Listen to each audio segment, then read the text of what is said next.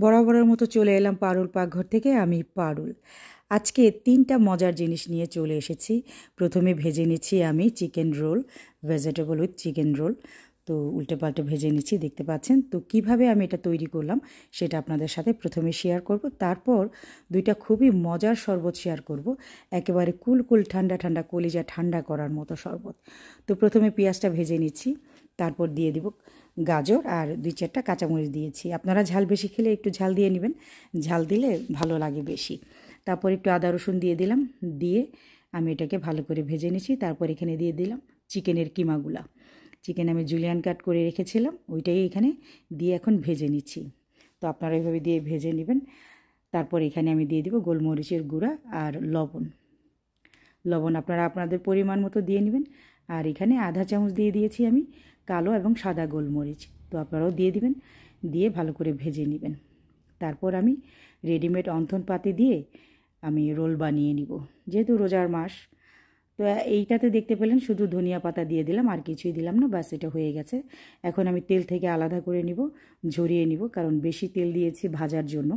ভাজা হয়ে গেছে, এখন আমি তেল আলাদা করে নিব। আর এখন ডিম ফেটে নিচ্ছি। আমি এখানে একটা ডিম নিয়েছি, ডিমটা ফেটে নিচ্ছি খুব ভালো করে ফেটে। আর এই যে দেখতে পাচ্ছেন মাংস আমি ঝরিয়ে নিয়েছি তেল থেকে, এগুলো দিয়ে এখন আমি রোলটা বানিয়ে নিব। তো এই যে রেডিমেড যেটা আমি কিনে নিয়ে এসেছি, তো এটা দিয়ে আমি বানাবো আজকে। কারণ আটা মথা এগুলো অনেক কষ্ট ঝামেলা, রমজান মাস এমনি অনেক কাজ থাকে। তো এটা আমি করে নিচ্ছি রেডিমেডটা দিয়েই। তো এগুলো খুলে একটা একটা করে রোল করে নিব। মাঝখানে দিয়ে দিব আপনার এই চিকেন আর ভেজিটেবল দিয়ে। তারপর আমি এটাকে চারো সাইডে ডিম দিয়ে দিব, দিয়ে মুড়িয়ে নিব। সাইডে ডিম দিয়ে দিলে আপনার এটা খুলে যাবে না, তা না হলে খুলে যাবে, খুলে যাতে না যায়, যার জন্য আমি চারো সাইডে ডিম দিয়ে জাস্ট এটাকে রোল করে নিব। রোল করে এটাকে ভেজে আপনাদের সাথে শেয়ার করব। তারপর আমি বানাই নিব 2টা খুবই মজার শরবত। তো দেখতে পেলেন রোলগুলা, খেতেও কিন্তু দারুণ হয়েছে। আপনারা ট্রাই করবেন একবার হলেও আমার মতো করে। তো রোজার মাসে আমরা তো বিভিন্ন রকমের খাবার তৈরি করি, এক এক সময় এক একটা ট্রাই করি কোনটা খেলে ভালো লাগবে। অনেক রকম অনেক কিছুই আমরা ট্রাই করি। তো এটাও আমরা একটু ট্রাই করবো ইনশাল্লাহ, কোনটা ভালো লাগে একটু দেখব। তো হয়ে গেল আমার রোলগুলো, দেখতে পেলেন। তো আমরা তো ভেজে আপনাদেরকে দেখিয়ে দিয়েছি প্রথমে। তো এখন আমি শরবতে চলে যাব, চলুন শরবত বানাই নিই। তো প্রথমে দেখতে পাচ্ছেন বাঙ্গি কেটে নিয়েছি, এগুলো আমি ব্লেন্ডারে দিয়ে দিচ্ছি। ব্লেন্ডারে দিয়ে আমি শরবতটা বানাই নিব। তো প্রথমে ব্লেন্ডারে দিয়ে দিলাম বাঙ্গি, তারপর দিয়ে দিলাম বরফ কুচি আর পানি, তারপর দিয়ে দিচ্ছি সামান্য একটু লবণ, তারপর দিয়ে দিব এখানে আমি চিনি।